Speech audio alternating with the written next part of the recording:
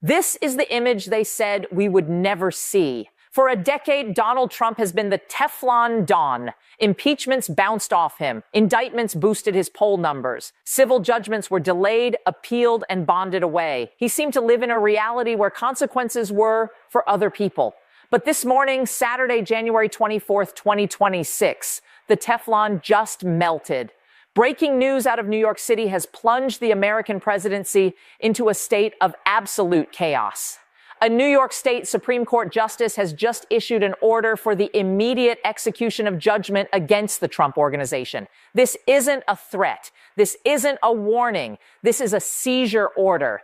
As we speak, the New York City Sheriff's Office, the agency responsible for enforcing civil judgments, is reportedly preparing to serve foreclosure notices on some of the most iconic properties in the Trump portfolio. We are talking about 40 Wall Street. We are talking about the Trump Tower commercial spaces. We are arguably talking about the private jet. Why now? Why when he is sitting in the Oval Office? Because the financial contagion we talked about yesterday, the Japan bond crash, has claimed its first high-profile victim, the bonding agency that was securing Trump's massive civil fraud appeal.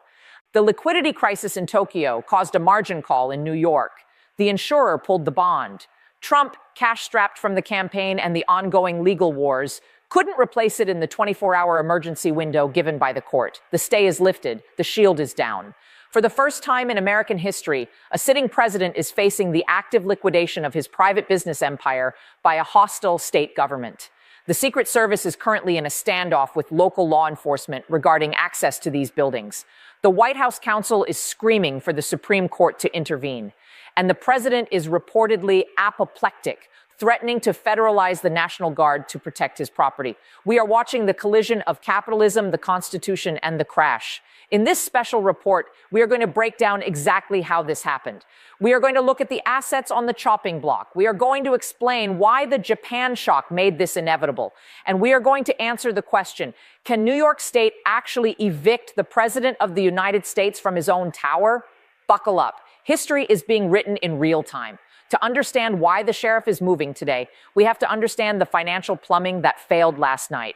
Remember the $464 million civil fraud judgment from 2024, the one brought by Letitia James? Trump appealed it. To stop the seizure of his assets while the appeal played out, he had to post a bond. A surety company stepped in, vouched for him, and put up the guarantee. For 2 years, that bond held. It was the dam holding back the floodwaters. But yesterday, the global financial system shook. The Japanese bond market crashed. The yen carry trade unwound. Trillions of dollars in liquidity evaporated from the global banking system in hours. It turns out, according to leaked reports from the Wall Street Journal, the reinsurance consortium backing Trump's appeal bond was heavily exposed to Japanese commercial debt. When Tokyo collapsed, their balance sheet imploded. Late Friday night, regulators or the company's own risk committee forced a de-risking event. They informed the New York court that they could no longer secure the Trump judgment. They withdrew the bond. Usually a defendant gets 30 days to find a new bond, but this is New York. This is Letitia James. And this is a judge who has lost all patience. The court ruled that given the precarious nature of the defendant's liquidity and the global financial instability, no grace period would be granted. The logic was brutal. If the president is truly worth billions, he can write a check. If he can't write a check, then the assets must be secured now before they lose value in the crashing market. The order was signed at 9 a.m. Immediate seizure. Donald Trump, the president of the United States, effectively got a margin call on his life's work, and he couldn't meet it. So, what does Letitia James take? She doesn't want the golf courses. They are hard to sell, losing money, and full of legal complications. She wants the cash flow. She wants the trophy assets. Target 1. 40 Wall Street, the Trump building. This is the crown jewel of the liquidation list. It's a massive skyscraper in the financial district. But here's the catch. Trump doesn't own the land. He owns the ground lease. Ground leases are tricky. If you default on debt or judgments, the lease can be voided or sold. Taking 40 Wall Street hits Trump where it hurts. His identity as a New York mogul. It is valuable. It is liquid, relatively. And it is symbolic. Target 2. Trump Tower, commercial and retail. Not the penthouse yet. The bottom floors, the Gucci store, the atrium, the office space. The sheriff can appoint a receiver. This is a court-appointed CEO who takes over the building. Imagine this. A bureaucrat appointed by a Democrat attorney general walking into Trump Tower, firing the Trump org management and redirecting all the rent checks from the tenants directly to the state of New York. The president would still own it on paper, but he would lose control. He would lose the cash flow. He would be a tenant in his own building. Target 3, the Seven Springs Estate. This is the property in Westchester that was at the heart of the fraud case, inflated valuations. It is low-hanging fruit. It's not his home. It's an investment property. Seizing it is clean. Target 4, the bank accounts. This is the most immediate threat. The sheriff can send a levy to every bank in New York, JP Morgan, Wells Fargo, etc. Any account with the name Trump Organization gets frozen. The money is siphoned out to pay the judgment. If this happens on a Monday morning payroll run, Trump org employees don't get paid. The maids at the hotels, the doormen, the executives, checks bounce. That is how you kill a company in 24 hours. This is where the situation moves from financial crisis to constitutional crisis. Trump Tower is not just an office building. It is the private residence of the President of the United States. It is a fortress. The Secret Service controls the perimeter. They control the elevators. They control the airspace. The sheriff of New York City is a law enforcement officer. He has a court order signed by a judge commanding him to enter the premises and inventory assets. So what happens when the sheriff walks up to the revolving doors on Fifth Avenue? The scenario, the sheriff approaches. The Secret Service agent stands in the way. Sir, you cannot enter. This is a secure zone protecting the National Command Authority. The sheriff says, I have a warrant to seize this property. The agent says, federal law supersedes state law. For security reasons, access is denied. This is a standoff. Guns are present. Egos are massive. The Attorney General anticipates this. That is why they are likely targeting the commercial entities first. You don't need to go into the penthouse to seize the bank accounts of the LLC that owns the penthouse. But the optics. Imagine the news footage of New York State officials pasting seized stickers on the windows of the Gucci store in the lobby of the president's home. It is a humiliation ritual, and it is designed to provoke a reaction. If Trump orders the Secret Service to physically block the sheriff from executing a legal civil order on a commercial business, he is getting into obstruction of justice territory. But Trump will argue they are trying to bankrupt the president to stop him from governing. This is a coup by other means. Sources inside the White House describe the mood as nuclear. Remember, Trump views his net worth as his soul. He views his buildings as his children. To him, this is not a legal dispute. It is a personal violation. He is reportedly on the phone with his new attorney general, whoever replaced the previous one in the recent purges, demanding that the DOJ intervene. He wants the Department of Justice to file an emergency injunction in federal court arguing that a sitting president is immune from civil asset seizure. This is a novel legal theory. The Supreme Court ruled in Clinton versus Jones that a president can be sued civilly. But can he be evicted? Can his business be liquidated while he is trying to run the country? The argument will be distraction. Your Honor, the president cannot negotiate the Greenland Treaty or solve the Japan crisis if he is worried about his furniture being auctioned off on eBay. This is an undue burden on the executive branch. It's the unitary executive theory taken to its financial limit. He is arguing that his wallet and the national treasury are functionally linked because his attention is a national asset. But the Japan crisis makes this argument weaker. The public is seeing their 401ks drop. They are seeing inflation. If the president says, stop everything and save my golf course, the political optics are suicidal. This connects back to the total wipeout poll. If he uses the power of the presidency to save his own fortune while the country suffers, he loses the populist mantle forever. Usually when a billionaire gets in a liquidity crunch, he makes a phone call. He calls a Saudi prince. He calls a Wall Street friend. He calls a hedge fund. Loan me $500 million for 6 months. I'm good for it. But today is Saturday, January 24th, 2026. The markets are broken. The Japanese banks are pulling cash home. The American banks are terrified of regulatory blowback and the crashing bond market. The Saudi put might not be there because oil prices are volatile due to the recession fears. Donald Trump is toxic collateral. Who wants to lend $500 million to a president who is at war with the courts, whose assets are being seized, and who might be impeached if the midterms go badly? The risk premium is too high. This is why the immediate seizure order is so deadly. The judge knows Trump is illiquid. The judge knows the Japan shock froze the credit markets. They struck at the exact moment of maximum vulnerability. It is a coordinated financial decapitation strike. How does this play in Peoria? The MAGA base, they see this as theft. They see this as communism. They are stealing his buildings. Expect rallies outside Trump Tower. Expect donations to the Legal Defense Fund to spike, although $464 million is hard to raise from $50 donations. This solidifies the narrative that the system is trying to destroy him. It creates a martyrdom complex that is incredibly powerful. The independents. This is the danger zone. Americans like winners. There is a psychology to wealth. Part of Trump's appeal was, I'm rich, I can't be bought.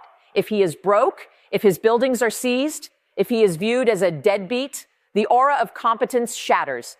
He can't even manage his own bond. How can he manage the economy? Combined with the wipeout poll and the Japan crash, this paints a picture of a collapsing administration. It looks like the end of a regime. The donors, the big money, the guys who backed him in 2024 are gone. They see the asset seizure as the final straw. They don't want their names attached to a sinking ship. The invisible primary for 2028 starts today. DeSantis, Vance, and others are watching this and thinking, he's done. He's financially ruined and politically toxic. It's time to move on. So how does this end? It ends at the Supreme Court. Trump's team will file an emergency stay request with Justice Sotomayor, who oversees the Second Circuit. She will likely deny it or refer it to the full court.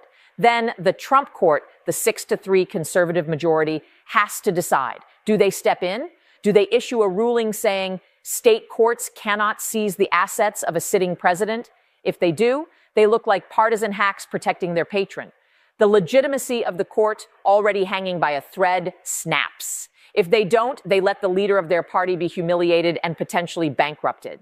It is the ultimate test for Roberts, Kavanaugh, and Barrett. And remember, they read the polls too. They see the wipeout numbers. They might decide that Trump is a liability. They might decide to let New York have him.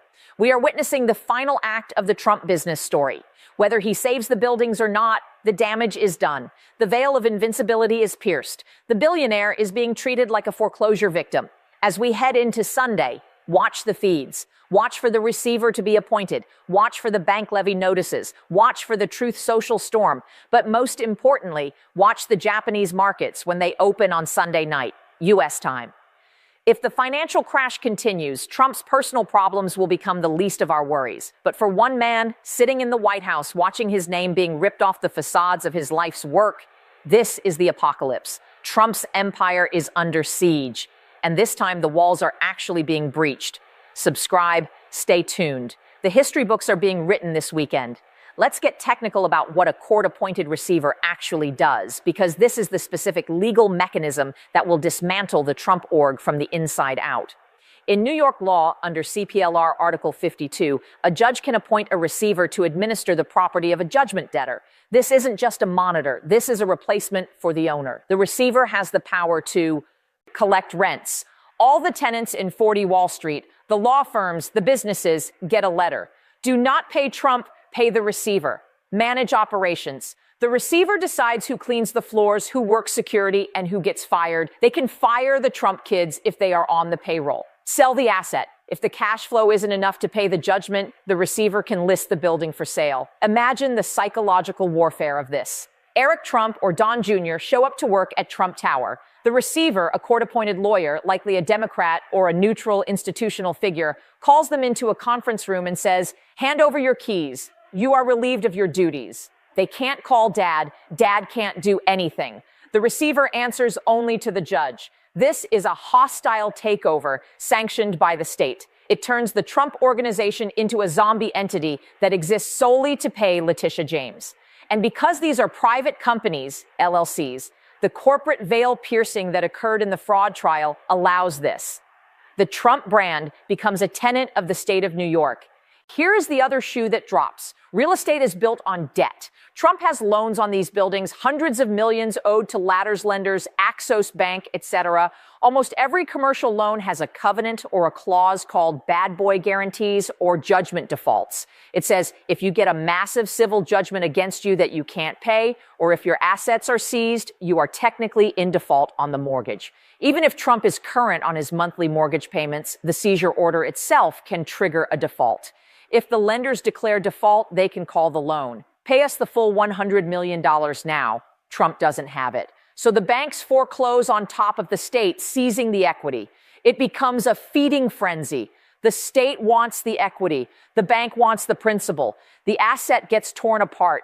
And in a Japan crash environment, the banks are not going to be lenient. They want their cash back. They will accelerate the loans immediately to protect their own balance sheets. This is the domino effect of asset seizure. One card falls and the whole tower comes down.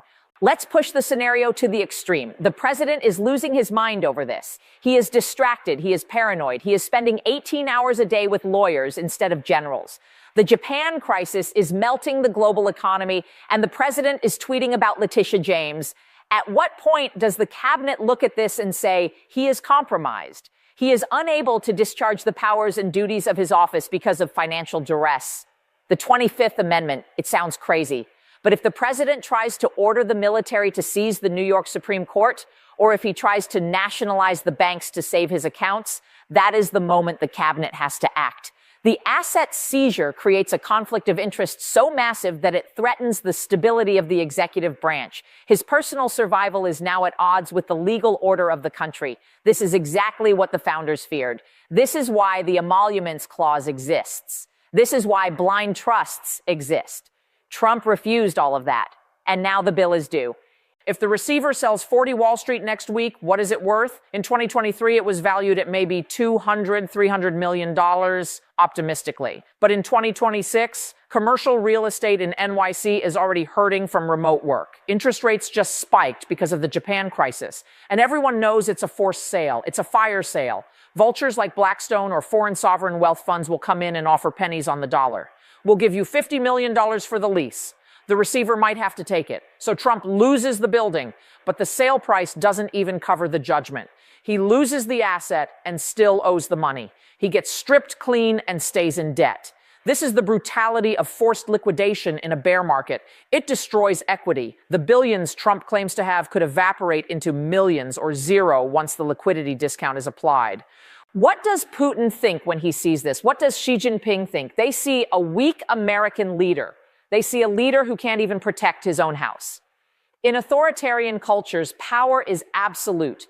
The idea that a local judge could take the emperor's palace is laughable.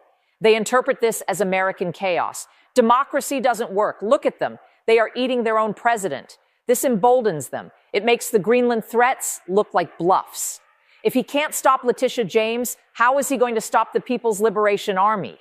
The projection of power relies on the projection of stability. The sheriff's notice on Trump Tower is a billboard advertising American instability to the world. Remember the Greenland deal we talked about yesterday? The strategic partnership that relied on U.S. corporate investment. Those CEOs are watching this. They are seeing the Japan crash. They are seeing the president's legal meltdown. Are they going to commit billions to a Greenland project led by this administration? Or are they going to wait and see?